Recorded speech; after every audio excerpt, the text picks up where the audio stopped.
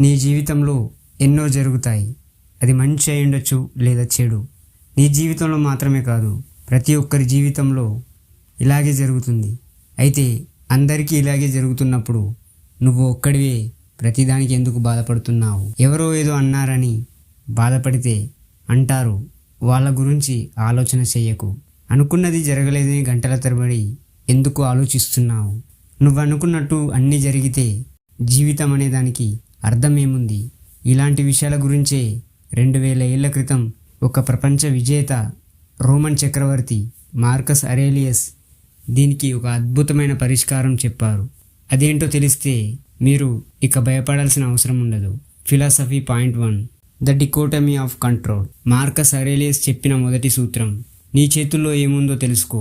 బయట ఎండ కాస్తుందా, వర్షం పడుతుందా, అది నీ చేతుల్లో లేదు. ఎదుటివాడు నిన్ను తిట్టాడా, అది వాడు చేసిన పని, నీ చేతుల్లో లేదు. కానీ దానికి నువ్వు ఎలా స్పందిస్తున్నావు? బాధపడుతున్నావా లేదా చిరునవ్వుతో వదిలేస్తున్నావా? ఇది మాత్రమే నీ చేతుల్లో ఉంది. నీ చేతుల్లో లేని దాని గురించి ఆలోచించడం అంటే నీ శక్తిని వృధా చేసుకోవడమే. Point 2, morning routine. ఆయన ఏమన్నారో తెలుసా? ప్రతిరోజు ఉదయం లేవగానే నీకు నువ్వు ఇలా చెప్పుకో, ఈరోజు నేను కృతజ్ఞత లేని వాళ్ళని, అహంకారులని, మోసం చేసే వాళ్ళని కలుస్తాను. కానీ వాళ్ళ ప్రవర్తన నా మనశ్శాంతిని పాడు చేయలేదు. ఎందుకంటే నా మనస్సు నా ఆధీనంలో ఉంది.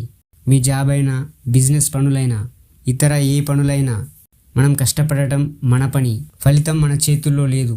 కష్టపడు, కానీ ఫలితం కోసం ఒత్తిడి తీసుకోకు.